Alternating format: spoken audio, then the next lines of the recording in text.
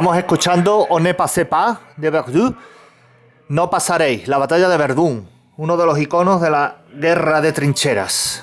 Durante 9 meses, franceses y alemanes se destruyeron mutuamente, con cerca de 2 millones de víctimas mortales. Y al final no sirvió para nada, el frente quedó exactamente igual.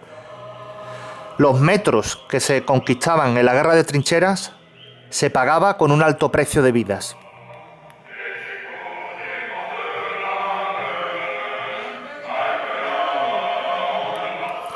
Esta imagen me parece terrible y terriblemente simbólica, ¿no? Porque se ve un soldado y el que lleva la máscara es el perro. Es decir, la locura humana no respeta nada, entonces lo abarca todo, incluso los animales.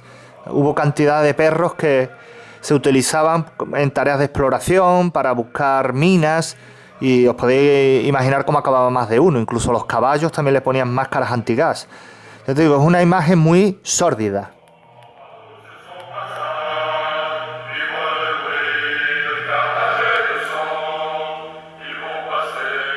No solamente se lucha en el frente, también existe un frente cerca de casa, que es el frente doméstico.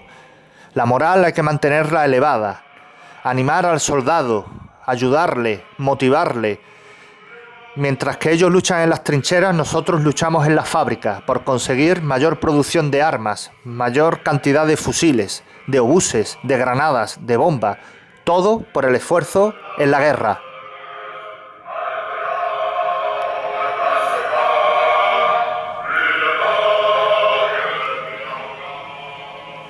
Esto es lo que se le llamó también la guerra total. Una guerra universal, como hemos dicho, nuevos países entran en guerra. En la Primera Guerra Mundial hubo casi 28 países en guerra. Obviamente se le llama Primera Guerra Mundial porque luego hubo una segunda, que ya estudiaremos en la siguiente lección, que fue peor todavía, fue mucho más destructiva. Pero esta tampoco se quedaba corta.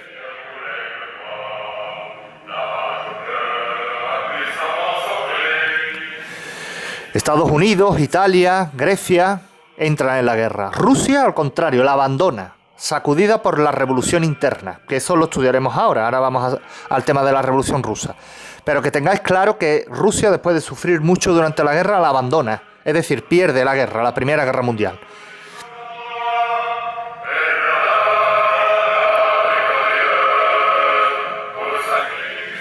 Luego, esto es muy curioso porque, en parte, bueno, yo la tesis doctoral la estoy haciendo sobre este aspecto, y es que no solamente lucharon los europeos entre ellos, sino que la guerra de Europa implicó a todas sus colonias.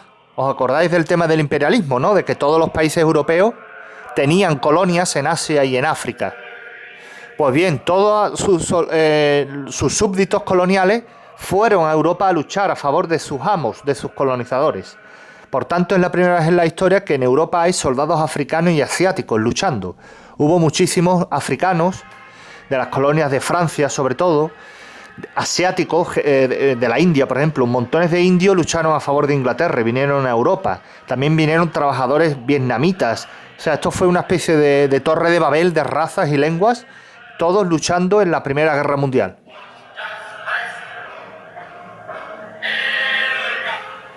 España, como mantuvo la tradición en las 2 guerras mundiales, es el único país del mundo que se libró de las 2 guerras mundiales. Fue neutral. Pero eso no significa que no sufriera los efectos de la guerra. Porque obviamente si tus vecinos están peleados, pero tú no, te afecta también, porque al fin y al cabo vivís en la misma calle. Pues lo mismo pasaba en España. Mientras Europa estaba en guerra, España se mantuvo neutral, pero también se vio sometida al bloqueo económico, a muchas luchas de espías dentro de su suelo, al bloqueo. Bueno, hubo también muchísimos barcos españoles que fueron hundidos por submarinos alemanes. O sea, que España no entró en la guerra, pero la guerra sí entró en España.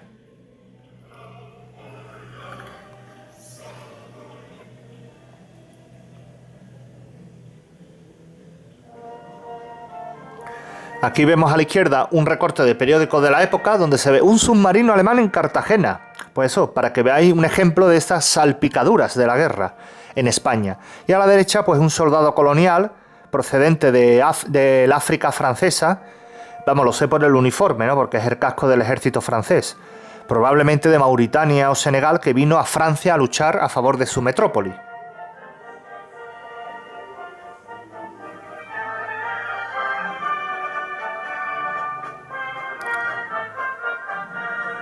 Esta foto es terrible, es del infierno, ¿verdad? Es el infierno en la tierra. La Primera Guerra Mundial para mí tiene mucho de guerra medieval, ¿eh? Nosotros siempre creemos en la historia que las épocas pasadas siempre fueron las más terribles, las más violentas, pero caramba, el siglo XX, que lo tenemos muy cerquita, bueno, todos hemos nacido en el siglo XX, incluyéndome yo, es el siglo más violento de la historia, es el siglo más terrible, donde ha habido más muerte y más destrucción. Más que en la Edad Media o en cualquier época histórica pasada, más antigua. Es una concepción mental que se nos escapa, pero el verdadero siglo oscuro, siglo de la barbarie, ha sido el siglo XX.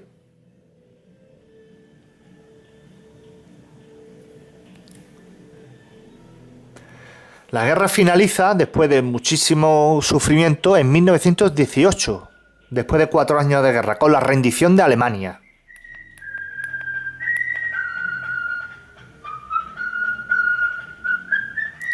Alemania entró en colapso porque se fue quedando sola. Al final, resumiendo y para que lo entendáis, aquí la guerra no la ganó el mejor estratega, el militar más brillante, simplemente el que tenía más recursos.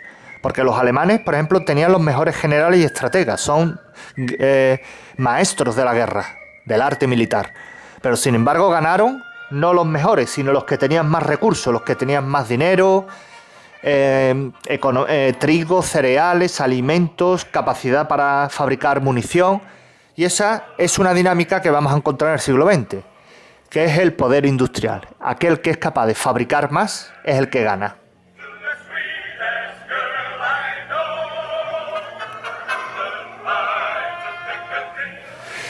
Como os podéis imaginar, la Primera Guerra Mundial supuso un trauma insolucionable en la sociedad europea. Tantísimos millones de muertos para qué. Los supervivientes empezaron a hacerse preguntas. ¿Había merecido la pena tal sacrificio? Y lo peor es que acabó la guerra, pero no los muertos, porque a la guerra le siguió la epidemia de gripe más grande de la historia, la llamada gripe española.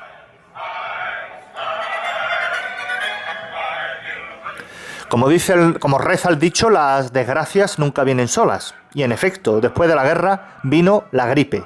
Se le llama la gripe española, de manera injusta, porque se empezó a informar en la prensa española, que como era neutral no estaba sometida a censura como otros países en guerra. Y en el extranjero se le empezó a conocer como la gripe española. Eso es como la sífilis, por ejemplo. La sífilis es una enfermedad sexual, de transmisión sexual, y en la época, en el siglo XVI y XVII, en España se le conocía como el mal francés. Pero es que en Francia se le conocía a la sífilis como el mal español. O sea que al final más yo creo que lo habían hecho los dos, ¿no? Una francesa, una española o viceversa. Pero eran de una enfermedad de transmisión sexual. Pero vamos, lo que quiero decir es que siempre se moteja los males con el nombre del contrario. Nunca es tuyo, ¿no? Es como, por ejemplo, cuando veis el telediario, ¿no? Cuando hay una ola de calor, dice, han subido las temperaturas debido a una ola de calor africano. Coño, africano, también tiene nombre bautizo la ola de calor.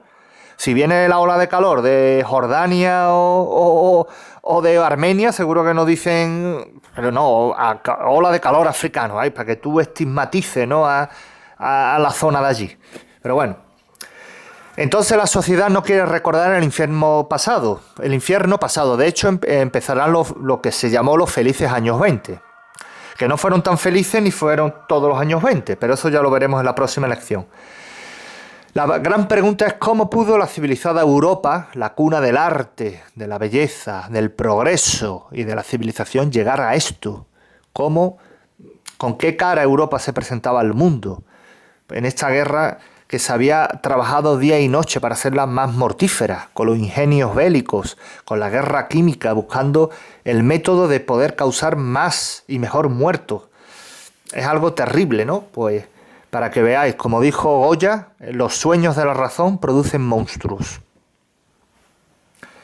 Hemos estado ciegos estos años. Esta es una imagen que he hecho yo el montaje, pero estos son soldados que han sido cegados con un ataque químico. Como veis, están indefensos, son vulnerables y se tienen que valer del compañero que está delante, que a su vez está ciego. Si todos están ciegos, ¿creéis que van a algún sitio seguro? ¿Tienen algún futuro? Pues lo que le pasaba a Europa. Todos los países estaban ciegos por la fe del nacionalismo, por la fiebre imperialista. Todos estaban enfermos de avaricia y ambición. Pues al final es un poco, esta fotografía la he querido traer como la metáfora de aquel desastre que ocurrió en Europa. Os voy a poner ahora otro corte del inigualable e inmortal Kirk Douglas de la película Senderos de Gloria, que la habréis visto, fantástico, sobre las cuestiones del honor militar y bueno, todo este tipo de cosas que muchas veces no coinciden. Lo correcto muchas veces no coincide con lo justo. Es un trozo pequeño, pero que es una película memorable.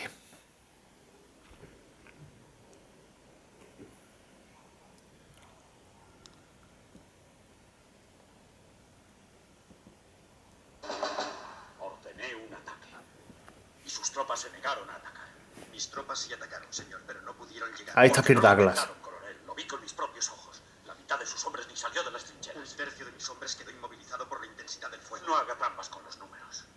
El hecho es que buena parte de sus hombres no llegó a salir de las trincheras. Coronel Dax, voy a hacer que 10 hombres de cada compañía en su regimiento sean juzgados por cobardía. Penas de muerte por cobardía. Tienen leche en sus venas en lugar de sangre. Pues es la leche más roja que he visto. Mis trincheras están empapadas de esa leche de color rojo. No me diré mis palabras. Coronel Dax, si sigue hablando así me veré obligado a arrestarle. El coronel tiene un punto de razón, si bien lo ha expresado bruscamente. Esto no es un juicio civil, aunque tenga ciertas semejanzas. Y técnicamente el coronel es el defensor. Cualquier tribunal le concedería la máxima amplitud en la exposición de su caso. Una cosa es amplitud y otra insubordinación. Es mi opinión tan solo general. No se sienta obligado a aceptarla, pero la acepto con mucho gusto, general Polar. Lo siento, señor, no he querido insubordinarme. Solo trataba de recordarle el heroísmo que estos hombres han mostrado en todas las ocasiones anteriores. No se trata de hablar de antes. Estamos hablando de ahora. Lo que quiero, señor, es que se dé cuenta de que no son unos cobardes. Si no salieron de las trincheras es porque le resultaba imposible. La orden era de atacar. Su deber era obedecer esa orden. No podemos dejar que los soldados decidan si una orden es posible o no. Si resulta imposible, la única prueba válida serían sus cadáveres en las trincheras. Son despreciables. Todo el regimiento. Una pandilla de perros rastreros y llorones. ¿Es eso lo que piensan? Sí, es eso. Se lo digo sinceramente. Y más aún, es un hecho innegable. ¿Por qué no fusila a todo el regimiento? Hablo muy en serio. Coronel, no entiende usted nada. No queremos exterminar al ejército francés, solo queremos dar ejemplo. Si es por dar ejemplo, ya me tienen a mí. ¿A usted? Sí, señor. La muerte de un hombre puede ser tan aleccionadora como la de cientos. La opción lógica es elegir al oficial responsable del ataque. Vamos, bueno, os lo voy a comentar un poquito. Está en silencio porque esta película la respeto muchísimo, me encanta. Yo la vi por primera vez en primero de universidad y es uno de los alegatos antibelicistas mejores de la historia. La dirigió Stanley Kubrick. Y es sencillo, de que hubo una batalla, digamos, en el frente occidental, mandaron ordenar a los soldados franceses atacar, pero no pudieron atacar porque hubo un fallo en la transmisión de las órdenes por parte de los oficiales, es decir, de los superiores. Y este tío, que es muy arrogante, el de la izquierda, como veis, que representa el militarismo, el honor militar, todo lo antiguo, el honor suyo, quiero decir, pues entonces se vio ofendido, porque como no se cumplió lo que él quería, y Kirk Douglas, que es un sargento que está a pie de trinchera, que él sabe lo que es la guerra día a día, pues él defiende a sus hombres y dice, mira, que es que no hemos podido hacer este esfuerzo porque no hemos podido, no porque no hemos querido. Y el otro, para salvar, digamos, su reputación, pues quiere fusilar, hacer un consejo de guerra a 10 soldados de manera aleatoria y fusilarlo por cobardía, que eso obviamente es un crimen, vamos, execrable en una guerra, ¿no? Que te juegas la vida todos los días. Y todo para salvar su reputación, su honor militar. Entonces el Kirk Douglas representa la humanidad del soldado de a pie de trinchera. Bueno, la película es para verla entera, pero es fantástica, es de las mejores películas antibelicistas de la historia del cine. Y ahora os voy a preparar estos nuevos, casi nunca lo hago, pero mira, me he animado a hacerlo, y es de mis viajes, pues he recopilado una serie de fotografías de algunos sitios que he ido yo, en los cuales pues sí he podido ver restos de la Primera Guerra Mundial y demás. A ver si lo encuentro, que esto tarda más que la más... Uf. Aquí, por fin. Ahí va. Mira, estos son túneles excavados de la Primera Guerra Mundial en Eslovenia. Fijaros, es impresionante los túneles. Este soy yo. Esto es simplemente para que veáis la autenticidad de las fotos, que no las he copiado de internet. Hoy en día, como hay que demostrarlo todo con autoría, pues yo lo demuestro. Y estos son túneles impresionantes, excavados en la roca viva, en la montaña. ¿Ves? Esto es un búnker. Y esta línea de túneles se hizo en los Alpes, cuando los italianos entraron en la guerra contra los austriacos. Estos son búnkeres excavados en la roca viva, ¿ves? Se le echa un poco de hormigón por encima, el túnel, y fijaros, ya tienen ahí el punto de observación de las trincheras. Fue una experiencia alucinante. Este es el cementerio de los caídos en la batalla de Caporetto. Antes era Italia, hoy es Eslovenia, con los cambios territoriales que ha habido. Me costó un montón encontrar el cementerio, la verdad, porque ahí alquilamos un coche, empezamos a subir por las montañas, a bajar.